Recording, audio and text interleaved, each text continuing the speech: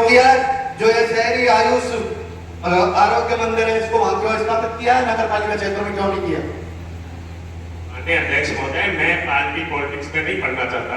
मैं आपसे निवेदन कर दूं, ना मैं किसी एमएलए की नौकरी करता हूं, मैं सरकार का नुमाइंदा हूं, सरकार की नौकरी करता हूं। मुझसे ज्यादा माननीय सदस्य को पता है कि क्या किस वजह से क्या कौन सी बिल्डिंग क्या है।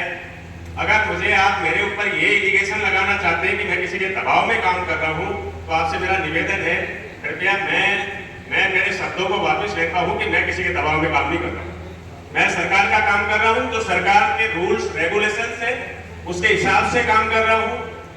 मैं बता दूं, सिगराई के अंदर 28 मार्च को माननीय मुख्यमंत्री महोदय और माननीय चिकित्सा मंत्री महोदय ने वर्चुअल उद्घाटन के द्वारा आपकी मानपुर सीएससी का उद्घाटन किया है, जिसमें बिल्डिंग शिफ्ट हो रही है। वो जल्दी दुनिया को हमारी आम जनता को मिलेगी उसकी सुविधाएं।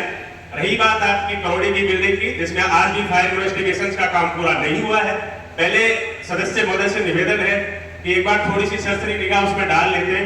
तो आज मैं आपसे निवेदन यही करना चाहूंगा कि ये आपकी जिम्मेदारी, हम सबकी जिम्मेदारी है सर, हम आम जनता की जिम्मेदारी है कि हमारे बीच जो बिल्डिंग बन रही है सरकार की, उसमें क्या कमियां रह रही है, और वो हमें भी सर आप बताए तो बहुत अच्छी बात रहेगी कि हम उसका एक तरीके से मॉनिटरिंग करें, हम वहां जाए, उसको देखें भी अब तक क्यों नहीं बन रहा।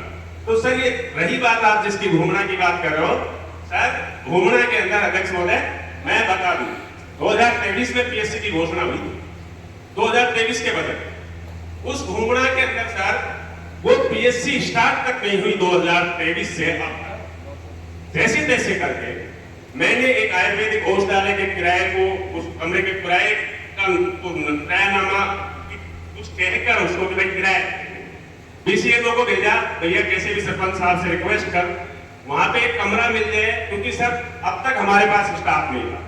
अब नई भर्ती में 2 जीएनएम हमारे पास आए, तो उनको बिठाने की व्यवस्था नहीं, वो व्यवस्था वहां की गई। अब मुझे नहीं पता सर उसमें क्या पार्टी पॉलिटिक्स हुई, उसका मुझे आज तक नहीं पता है क्या हुआ क्या नहीं हुआ।